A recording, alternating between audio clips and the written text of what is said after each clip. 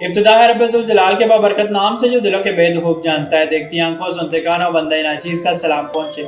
نصیب کا لقمہ۔ مشہور عرب مفکر اور دائی ڈاکٹر علی طنطاوی رحمۃ اللہ علیہ فرماتے ہیں کہ وہ کابل میں تھے کہ وزارت خارجہ کی طرف سے حکم ہوا کہ فوری طور پر ایک ضروری کام سے روس چلے جائیں۔ وہ تیار ہوئے، لیکن یہ پریشانی لاحق ہوئی کہ غیر مسلم ملک ہے، وہاں ان کا ذبیح تو مجھ سے کھایا نہ جائے گا۔ گھر میں 2 دیسی مرغیاں تھیں۔ بیگم نے ذبح کرا کر زاد سفر میں یہ کہتے رکھ دیا کہ جب تک ان سے کام چلتا ہے چلانا، آگے اللہ پاک بندوبست کرے گا۔ وہ کہتے ہیں کہ میں تاشکند پہنچا ہی تھا کہ وہاں کے ایک مسلمان شیخ نے گھر دعوت کی۔ میں ان کے گھر جانے کے لیے نکلا تھا کہ راستے میں ایک غریب عورت بھوک سے نڈال تھی، اپنے بچوں کے ساتھ سڑک کنارے کھڑی تھی۔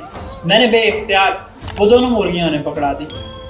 ابھی 1 گھنٹہ نہیں گزرا تھا کہ کابل سے تار آئی کہ وہ کام جس کے لیے آپ کو بھیجا تھا وہ ہو گیا، آپ واپسی کی فلائٹ پکڑ لیں۔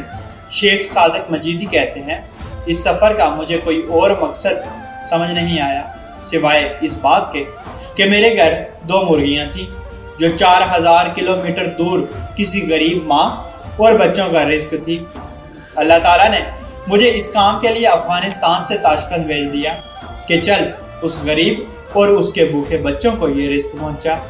یاد رکھیں، آپ کے نصیب کا لقمہ زمین کے جس حصے میں بھی ہوگا اللہ تعالیٰ آپ تک پہنچائے گا۔